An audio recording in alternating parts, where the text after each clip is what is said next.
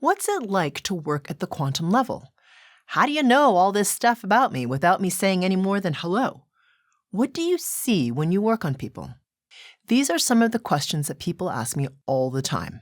So I'm sharing very candidly what's happening behind the veil, the best I can articulate it. Get ready for a mind-bender episode. Nothing's really what we've been taught to believe it is. My name is Karen Cheong, and today we're talking about what it's like to catalyze a rise in resonance at the quantum level.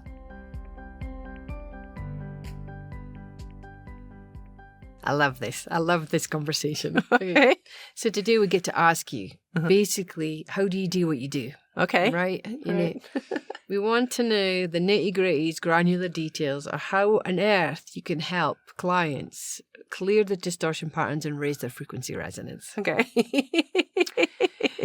Let's see how I'll do. So let's start with the question of what is it that you see when you're on a one-to-one and an individual frequency calibration session with a client, which is over the phone. Yeah. What is it that you see? How can you see or tell what it is that they need help with? Yeah. Okay. So when people are in a one-to-one session with me, I never see them because it's over Zoom. Their screens are dark. And I never ask them who they are really. You know, I'm just like, hello, so-and-so, welcome to your session. Basically, let's go. And so what you'll often hear me say is, I'm scanning you, because it's not like I'm scanning you, physically you, the persona you. So let's just say I was in conversation with you. Let's just say, Fiona. Yeah. So I'm not really looking for the physicalness of you, or even the emotionality of you, or even your thoughts. What I'm scanning the field for is this frequency signature that's you, because you have a resonance. You are individuated from the field. So what I'm looking for is that resonance in the field that's connected to everything and yet individuated at the same time. It's got its own pattern to it. So that's what I'm scanning for.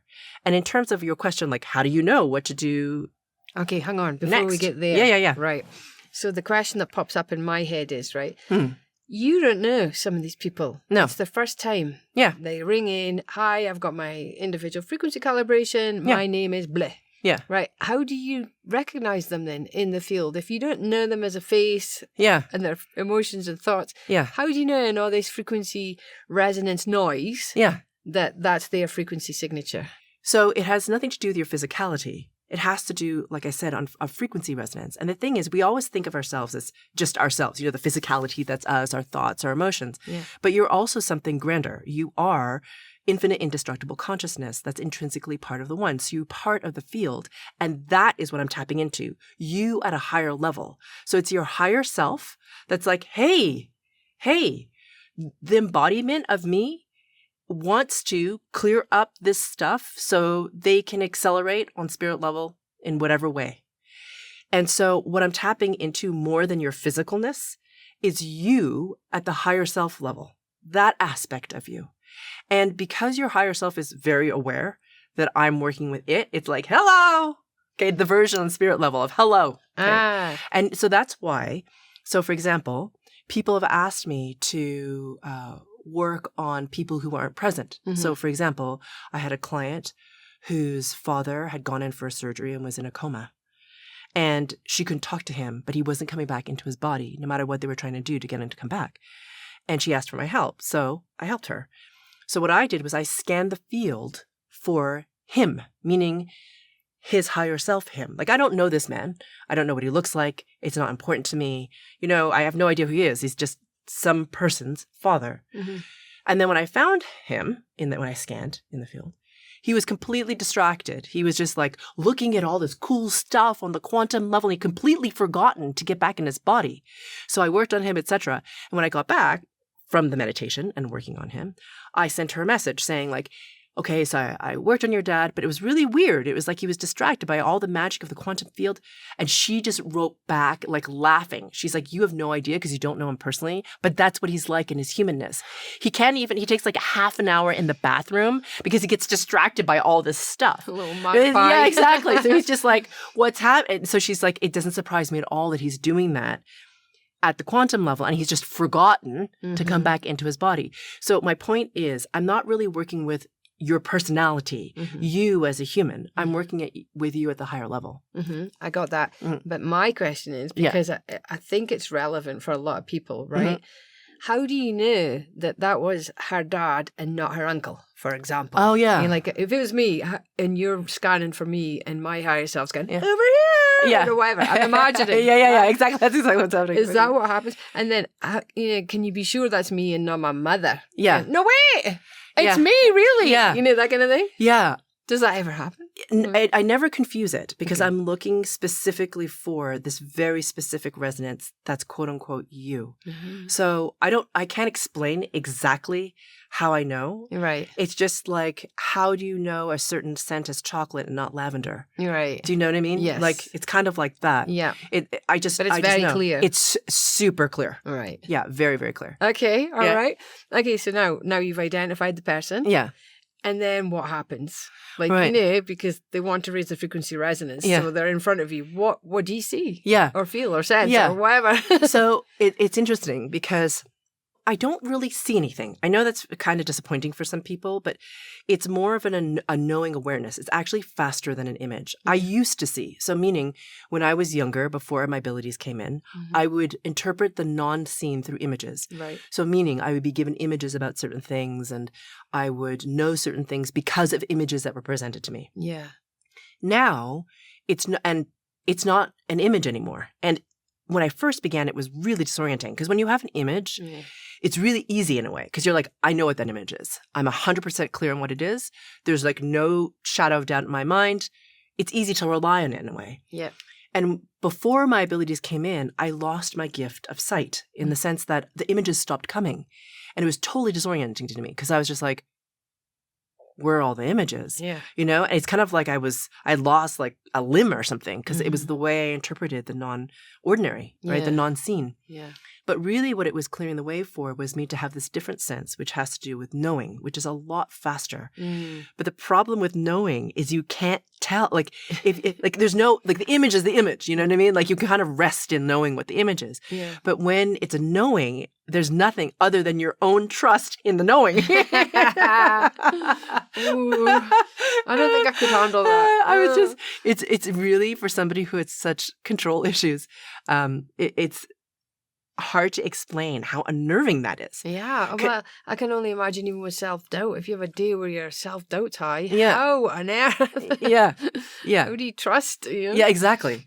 So part of it was my own growth in terms of trusting. Trusting what it is that I know, trusting what it is that I'm receiving, trusting, even though it makes no sense to my mind, that it is so. You know? Yeah. And that was a really hard thing. So when I first started in my sessions, I'd always say, like, very tentatively, I don't know if this makes sense to you, but this is what I'm receiving. And they'd be like, oh my God, how would you know that? Because it's, a story about something that happened many years ago. And how would I know that? And, all that sort of thing. Yeah. So even though it seemed random for that person, it was very specific and very precise.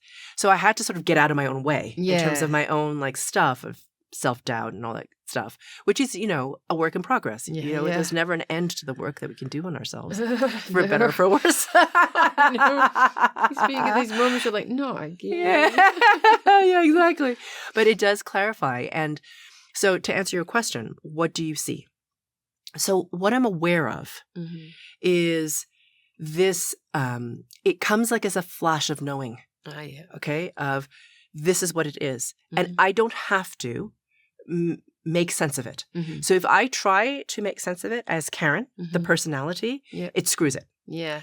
I can't try to make sense of it because then it's coming through the filter of my personality. Yeah. Right? Which then totally hijacks the thing. Like it's not about Karen. It's about the person who's in front of me. Yeah. So I really have to get out of the way. So meaning I'm not trying to say that I channel because I don't. I was going to say, what's the difference between what you're doing and channeling? Because I think that needs to be really clear. Yeah. So when I know what I know about you, it's more like an awareness knowing that flashes in very strongly. And then what happens is I know that I'm right. I know that it's going to sound strange. Or I know that it's Correct, because what will happen is my awareness of the field changes. So I know it's going to sound strange, but when I'm working on people, I know the distortion's been released because the field will morph. Yeah. Because we're intrinsically part of the field. Yeah. So as soon as we shift on the quantum level, the field responds to it. Right. So it'll usually get brighter. That's how I see it. Or it'll go like it'll go warbly. Wobble. Yeah. Or I'll hear the frequencies like hear, feel. It'll be like yeah, you know, like I'll hear that, or sense it. It's not like I hear it in my ears. I know it sounds weird, but it's like I sense that feeling. Yeah. But when I sense that any of those signals, I'm like, oh, it's starting to get like, you know what I mean? The field is starting to change. Like I already know that this person, their field is in response to what I'm saying, and they're already starting to shift, even before I release a distortion pattern. It's almost like when you say to somebody who's really angry and doesn't even know they're angry, like, you seem to be really angry. Like, they don't even recognize they're in that state of anger and criticism and self-judgment. But as soon as you name it, they're like, oh, it's, you know what I mean? Like, they can start to shift around it. Yeah. Similarly, right? When I'm like, this is what's happening for you, the person who's receiving, their field already started to shift. And the field is shifting already around that before I even release distortion.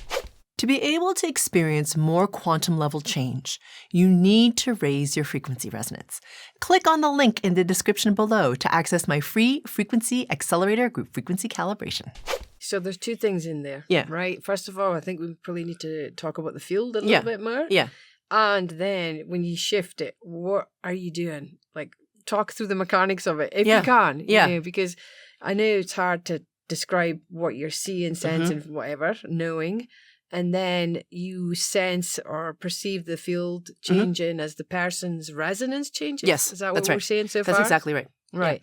Yeah. Okay, so how do you see the field? Like, I mean, how do you sense the field and they're shifting and the field shifting at the same time? Yeah. And then what is it that you do? Like, do you intention this distortion pattern? Do you visualize this distortion pattern? Yeah. Talk to us about that. Yeah.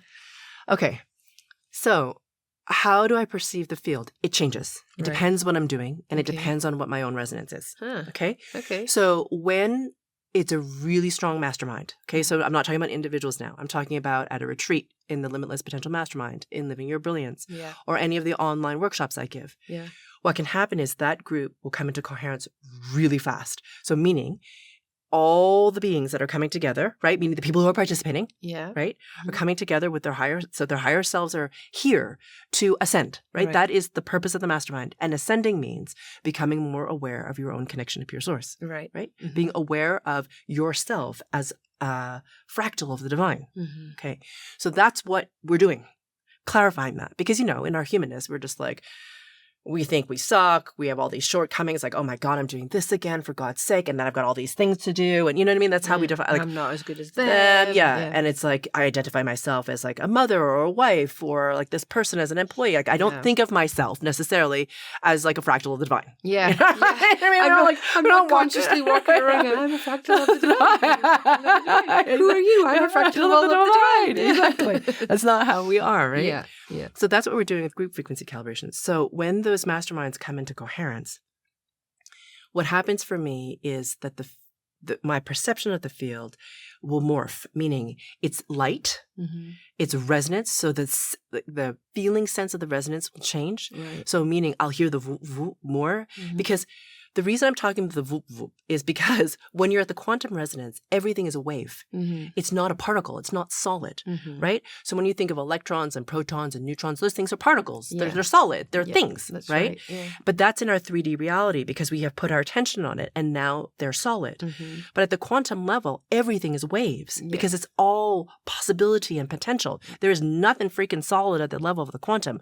We believe it's solid because we focus on some things in the same way over and over.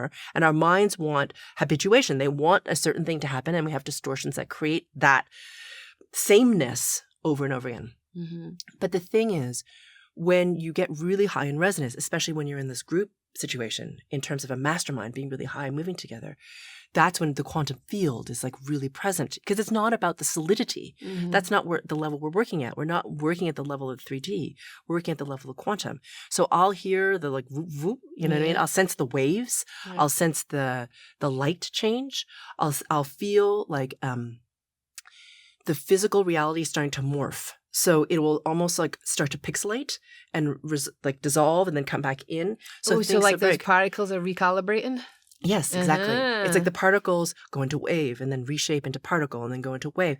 So it changes. Yeah. So, but for an individual frequency calibration, if you're just one-on-one with me, it's different because with one person, it's not that it's not powerful, because it is. It's just with a mastermind, you have the momentum of the whole group. Yeah, I want to come back to that. So let's talk about the one person first and talk about what it is. I'm imagining it's a similar thing, but maybe not just quite as powerful. But let's talk about what it is that you see and what you do. Yeah. And then let's come back, because you were talking about the mastermind and the power of the mastermind. And I'm guessing that the impact of that many people changing the field would have to propagate. Oh, yeah. Right? It's huge. Right. Let's hang on to that. Yeah. I get really excited about it. So let's hang on to it for sure. Okay. So one-on-one, what I'm doing is I'm focusing, and it's going to sound odd to some people, right? Because they think, oh, it's one-on-one, meaning me, my personality, and Karen's personality are having a little sit down. Yeah. That's not what's happening in a one-on-one, right? So what's happening is we're meeting at the level of the quantum. So, because, I mean, you can pay a therapist to talk to you. Yeah. You can pay a personal development coach to talk to you. That's not what you're paying me for. I don't think, right? Yeah. So what we're doing is that I am perceiving at the level of the field and you. So your higher self is saying to me, communicating, because it's not like it's talking. Yeah. But I'm very aware of like, okay, this is the priority level. So whenever you have a first IFC with me, I always do like first 10 minutes, basically what higher self wants. Last 10 minutes, you ask me to continue, right? Or we work on something that you want. Yeah. So what will happen is I'll be really aware of the distortion patterns. Like your higher self is almost screaming at me. Yeah. It's like this needs to go away now. Okay, just stop there. Yeah. The higher self of the person is going like this. But maybe that's how you pick it up. How do you pick it up? Like, do you feel this scratchiness, or do you feel it in your body? That's where this ball of distortion patterns are. Yeah. So what I do is I feel it in my body. So, but I know it's not mine. Does that make sense? Yeah. So I'm aware of it in my body, but I'm very 100% clear that it's not my pattern. Yeah. And so I'm aware of this, well, depending on what it is, a stickiness, a heaviness. If there's something that's in the person's field, I'm like, oh, like, I know exactly what we need to do in terms of releasing you're talking about like an entity or something, or a dead person or that type of thing, or dark magic. Yeah. If it's a distortion pattern, I'll feel like where it is in my body, knowing that's what is in theirs. Right, it's projected from theirs. Yeah, and it feels different depending on what it is. So I might just know with real clarity right away, like that's what it is, let's go. Yeah. I might feel it as like a real stickiness and feel the heaviness that is a result of that in their system. Okay. So it's almost like their higher self is like, this is what's happening in their system. So you feel the symptom? Yeah. So and they're like, resolve this. And I'm like, oh, okay. Because I might, like, if I'm just focused on the symptom and I'm not aware of the systemic effect of it, I might not be as deep, in terms of what it is that I'm releasing. Because the thing is, let's take something as simple as like entity removal, for example. That's simple? Yeah. But like if you have something in your field like that, which shouldn't be there, right? And is against your will to some degree, or you've invited it in without knowing it, whatever. Yeah. On the one hand, you could just clear the thing, but that's not really, like, that's not sufficient to me, because I'm like, what called the thing in the first freaking place? Okay, like, why is it even there? Let me just give an analogy then, just to make sure that we're clear on this. So you find a puddle on your steps, you wipe it up and clean it, but that doesn't actually solve the problem, because where did the puddle come from? Is there a leak up above? Yeah. Do we need to fix the leak? Yeah, exactly. Is that what you're saying? Yeah, that's exactly right. Where did the puddle come from? Right. And so that's the thing about, the wonderful thing about being directed by the person's higher self. Yeah. It's not like how we talk, as people. Yeah. Like I'm talking to you right now, you're responding, people are hearing it, that type of thing. It's actually quite slow. All right. So when you are working at the level of quantum and I'm communicating, let's just say, with the person's higher self, the higher self is sending me a packet of information really quickly. Right. But it's not like they're talking to me. It's not like that. It's more like, you need to know this. So it's like an awareness that comes into my awareness. Right. And so it's complete. Yeah. So that's how I receive it. And that's how I know what to work on. And the funny thing is, in my IFCs, all the time, I'll tell them what the thing is, and they'll be like, I don't know how that necessarily relates. Not always, but sometimes, right? So like 30% of the time, people will be like, I don't really know how that relates. But as we go into the session and as I release more things, I'll be like, do you remember at the very beginning when I told you this? They're like, yeah. And I'm like, do you see how it's related to this? And it's because of this and that? And they're like, oh. It sometimes takes people a little bit of time to assimilate what I've told them at the beginning and relate it to what they're experiencing now. Sometimes that happens. That makes sense, right? You can be in the forest and you can't see the trees, and then suddenly you pulled out the forest and you're like, why was I in there? Yeah. It's like, oh, I didn't realize there was all that interconnectivity, but I get it now. Yeah. Right. Okay, so the next question before we get to the group, right? The difference. So you say, and then I do what I do. Yeah. And then I release how. Yeah. How? Right. What do you, Karen Cheong, do to release? Yeah. It's kind of a mystery to me, to be perfectly honest. Right. Yeah? Yeah. All right. So, because it's at the level of the quantum, it's not about doing. Oh. I know that's going to sound very contradictory because in our 3D reality, you have to do in order to create a result in time. Yes? That's how we think things work. Yeah. At the level of the quantum, which is the level I work at, right? The level of the field, the quantum, it has less to do with doing. Right. So it's more like, okay, I see the distortion pattern or I'm aware of what it is. Yeah. I have my attention on it. They have their attention on it. That's why I say pay attention to your solar plexus or pay attention to your heart space or pay attention to something or other in your body. Yeah. So it's not random, right? So when I ask you to put your attention on it, it's because the two of us are focusing on the pattern. But what you're not realizing is I am helping you to focus not only on the pattern to dissolve it, but the resonance of you without the pattern. Oh. So I'm entraining you to that version of you. The higher resonance? Yeah.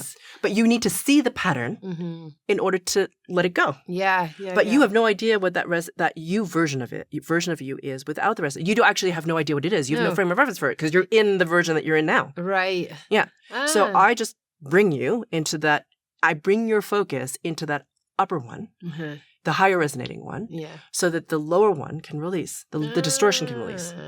Okay. Yeah. I mean, I don't think it's exactly the same, but it's kind of like, you've seen those experiments done in the 70s where they had the glass and they would have the singer, and when she hit the right frequency, it would smash the glass. Yeah, totally. All right. A little bit like that. A little bit like that. Yeah. So in what that higher resonating version of you without that distortion pattern resonates much higher than the version of you that holds the distortion now. Right. And so basically you help them to get to the higher level. Yes, exactly. So the distortion pattern shatters. And when the distortion pattern shatters, I know that because the field changes around you. Right. Because you've changed. Okay, and you always say that after the session is confirm the removal. Absolutely. And the point of the confirm the removal is that you don't, as from what you said in the earlier part of this discussion, you don't want to bring that particle formation back. You want to stay in the waveform of the quantum. That's right. So to confirm it means you're open to a new waveform coming Yes, in. exactly. Okay. Or that you don't, or I would say it slightly differently, but I think we're saying the same thing. You were asking. So the particle, okay, so just imagine the way you used to be with that old distortion pattern is like a particle that's fixed because you've always been looking at the same thing in the same way. Got it. So therefore, you're habituated to creating this particle in this manner. Got it. Okay? When you confirm the removal, you're like, the existence of this other particle at a higher resonance actually trumps this lower level one. Okay. Because the lower level one doesn't exist unless I habituate and bring it back because I'm focusing on it in the same way over and over and over again. Okay, got it. That was a nice, clear understanding of why we have to do the confirm the removal. Yeah, it's the magic. It is. Honestly, it's the magic. Yeah. Okay, right. Let's move across now to the groups and like the Limitless Potential Mastermind retreats, you know, because I have heard when people come together, the power of the collective. Oh, yeah. But now when you have a group of people coming together that understand they have the power within, not just this group external, if we do it together, we'll create great things. No, we as individuals can do great things. And then as together, we can do even greater things. Yes. Right? Yes. So talk to me more about how that works if you're in a group and you're doing the same work. Yeah. You're holding a certain frequency. Yeah. It's the same and it's different at the same time. Okay. I know that's kind of weird sounding. Yep. But when I'm working one-on-one with somebody, it's me and your higher self. And the personality of the person is still thinking, I am me in my body with my emotions and my thoughts. Yeah. I'm not really connected to everything because we've forgotten that we're freaking part of the one. Yeah. All right? Yeah. And that we're part of this huge infinite consciousness. We think we're running around being our own little selves. Yeah. All right. And that illusion, depending on what your resonance is in a one-on-one, may or may not have enough momentum to shatter the illusion of separateness. Yeah. Okay. Yeah. But when we come together for things like the Limitless Potential Mastermind, for the retreats, for Living Your Brilliance, and all these programs that I give, because the mastermind is a microcosm of the one, you start to remember, wait a minute, I am part of the one. So not only are you yourself doing the work on yourself, meaning releasing the distortion patterns, you become much more aware of the brilliance of the group, the momentum of the group. And that brilliance is part of a larger consciousness, right, which is the all that is.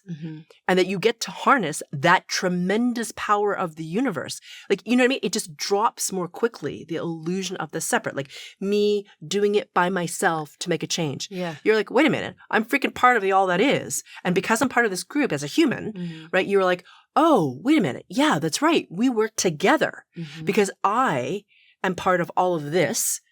This is actually just a reflection of me anyway. And I am part of this vast, huge, I can't even explain, infinite consciousness. And I am like co-creating with it. Like it and me are the same. I'm saying co-creating as if it's separate. It's not even separate from us. We are it. It is us. You know what I mean? We're a waveform. Exactly. We're a waveform. And the thing is, we forget that, you know, even in the one-on-ones, because it reinforces the individuation, you know? But when we come together in a mastermind, it's easier to remember, oh, wait a minute. Not only do I have the momentum from this group, which is huge, and because we're all doing the work together, individually and together, and we're all like reflections of each other in a way. Yeah. And we're all part of this huge, vast, infinite consciousness.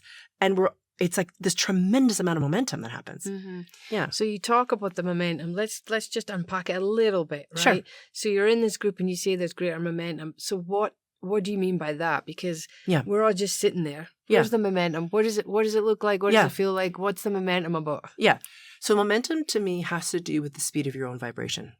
Okay? Yeah. So you are vibrating at a certain rate. Yeah. Yes? I think people have heard me talk about frequency resonance enough. You probably wouldn't be watching this if you didn't feel that things vibrated. Yeah. At a certain level of resonance.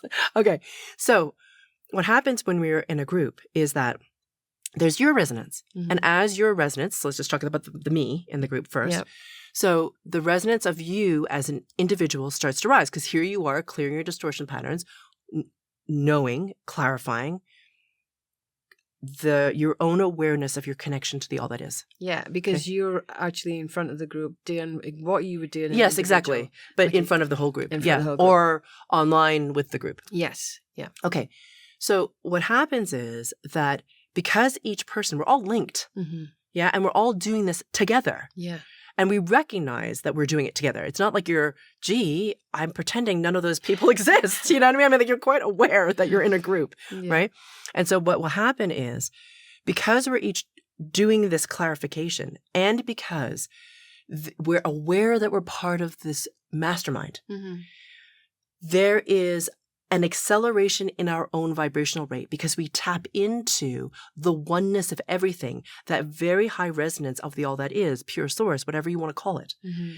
So it's like we have more access to it more quickly because we have not only our momentum, but it's like you're getting into a boat of like, this Olympic rowboats, So there's like, the single rowboats. Yeah. And then you have like 8 people like hauling ass. Yeah. Chances are you're going to go faster. And further because you've got 8 people like going at their fastest momentum, right? Same. Yeah. On resonance level. And I imagine when you're in the group, right, even those lower resonating distortion patterns that you're kind of working on, once you're there, this is how I imagine it. You've got the group resonance that's higher because there's bound to be people that have done more work or clearer or whatever. So they're shattering the distortion pattern or helping to shatter it. And then there's you that's doing it. So there's this double impact happening. Yes, right? exactly. So there's just no chance for this little squirty distortion pattern to survive. Exactly. And this is what I call synergetic ascension, right? So there's somebody like me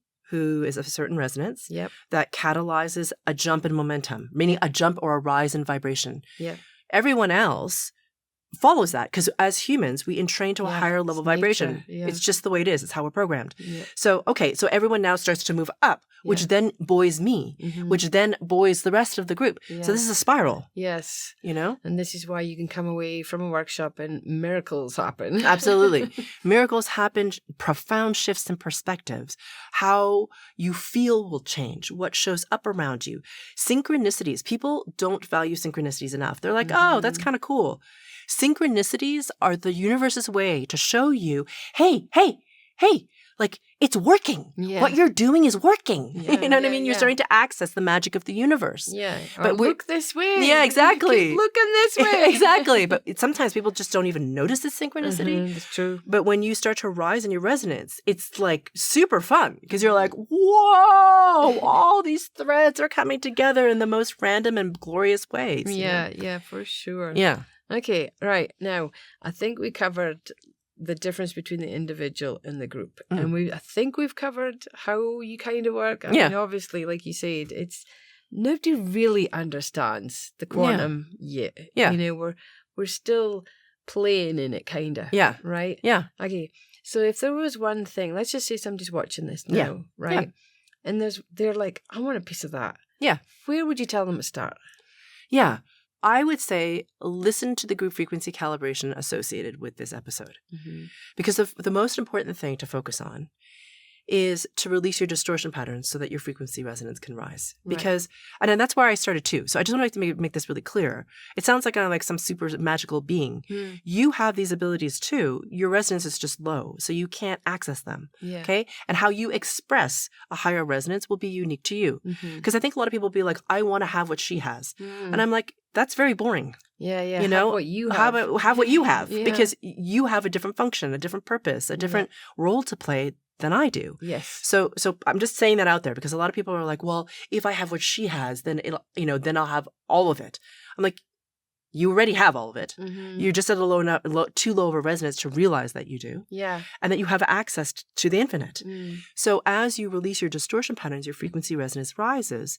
And honestly, it doesn't matter what distortion pattern you start with. When I started, I had a crap ton of them. You know what I mean? So no, I don't. Yeah. You just have a lot of them. And sometimes you can be like, oh my God, I have so many of them. Like, when is it going to end?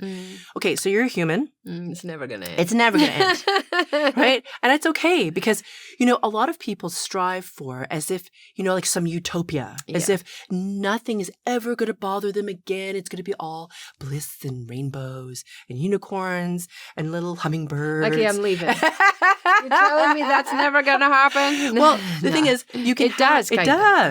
It does. But the thing is, the conflict. You incarnated on this planet in this consciousness to grow. Yeah. Just FYI. Okay. So if you wanted to have like Zen-like peace and never have growth, you would have incarnated on a different planet. Sorry to tell you. That's right. Right. So this consciousness and this planet is about growth.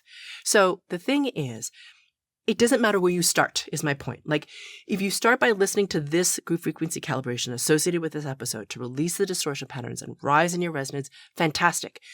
you probably will notice that things come up in your life that you're like, why does this keep happening? So follow that and release those distortion patterns. But honestly, the more distortion patterns you release, generally speaking, the more your frequency resonance will rise. And that really is the key thing. Yeah. Okay. And I also just want to finish it off because you said, we all have this. The frequency resonance is just too low to access it right now.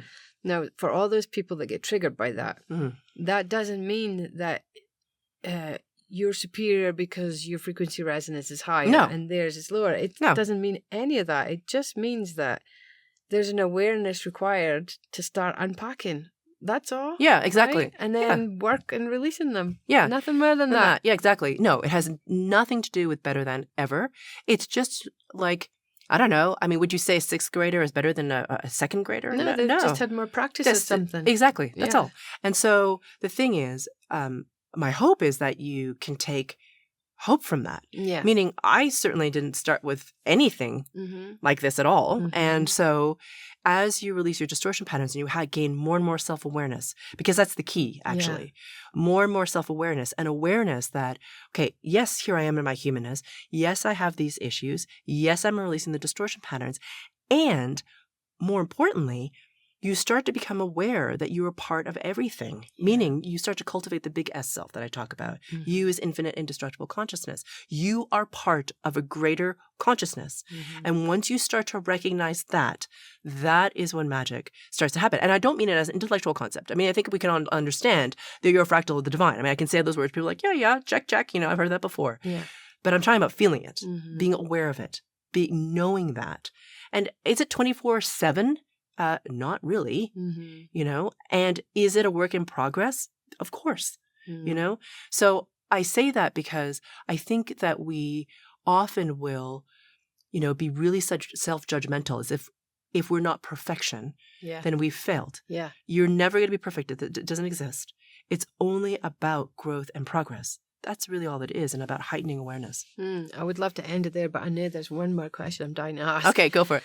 Just on behalf of the audience, I suspect. So you as Karen Cheong, the human, and you as Karen Cheong that does what she does at the quantum level, do you in your daily practice, I wouldn't say, but daily as being a human and daily practice, do you shift from knowing that you're part of the infinite, indestructible consciousness? Or is it always something that you know all the time? Yeah, no, I'm not in that state 24/7. I think that people will think, oh, she has certain abilities. She's always connected to her big S self. She's always in the field of the one in that perception. Yeah. So I just want to say, I'm human like everybody else. And depending on my day, it's easy to forget your big S self. And you can get caught up in the things you got to do and things you got to deal with and plumbers, toilets leaking, showers leaking. Why is electrical not working or whatever, or things you've got to do and deadlines. I think it's normal as a human to have that experience.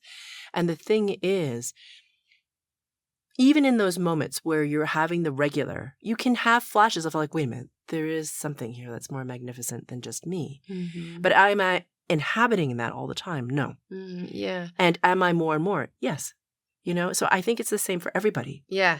Yeah, I mean, we did come here to have a human experience. Yes, right? Exactly. Yeah. I only, in my mind, I guess this could be one of my rule sets, but it's if you stopped having human feelings, surely it's time to leave the human body. I don't know. Yeah, yeah. Well, yeah. And your function isn't perfection.